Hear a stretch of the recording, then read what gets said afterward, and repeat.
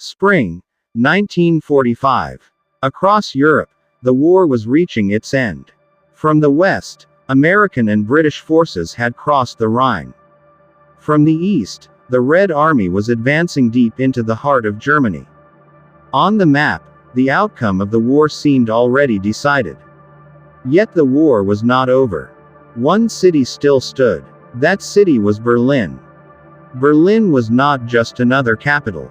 It was the symbol of Hitler's power, the center of the Third Reich, the place where the war had been planned and directed. For Hitler, the fall of Berlin meant the end of everything. That is why he decided to defend it until the very last moment. In April 1945, the Soviet army completely surrounded Berlin. Hundreds of artillery guns were positioned around the city. Every road, every bridge, every possible exit was under fire. There was no way out anymore. Berlin had become a trap.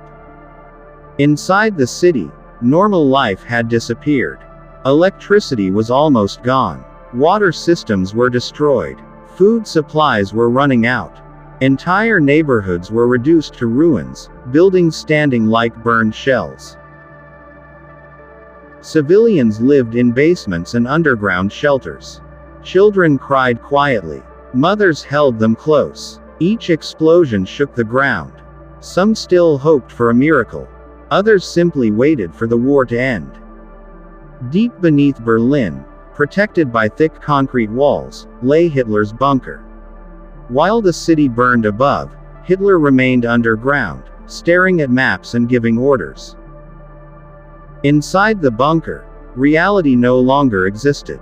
Hitler moved imaginary divisions on maps and ordered attacks that could never happen. The units he depended on no longer existed. The generals knew the truth. Germany had lost the war. But no one dared to speak openly. Fear and silence filled the bunker. The Battle of Berlin had no clear front line.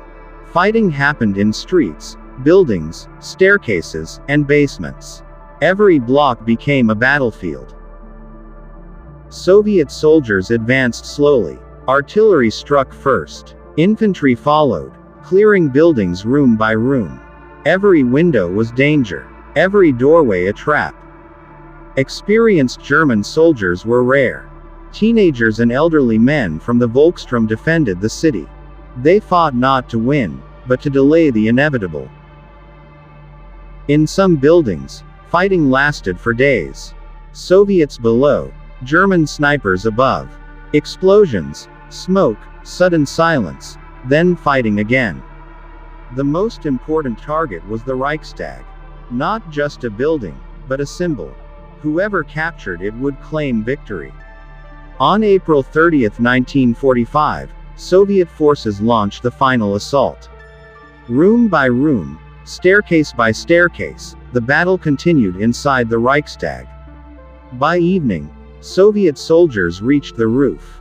The red flag was raised above the Reichstag. Berlin had fallen.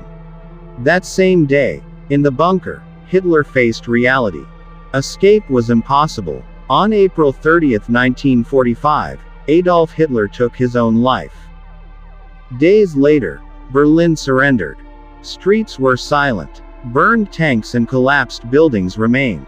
The war was over. Berlin was more than a city.